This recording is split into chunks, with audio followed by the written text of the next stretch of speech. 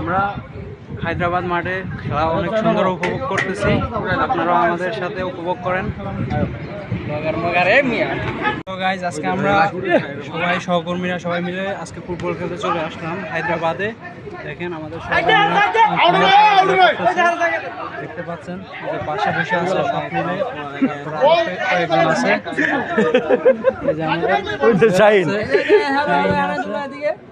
কিছু বলতে চাও শাহিন, খেলার অনুভূতি সম্পর্কে আপনি কি বলতে চান? অনেক সুন্দর।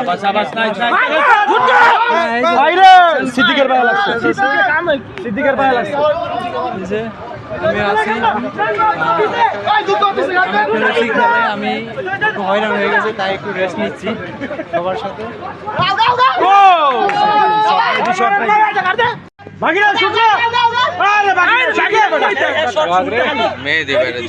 এটা শুট লইলে গোল।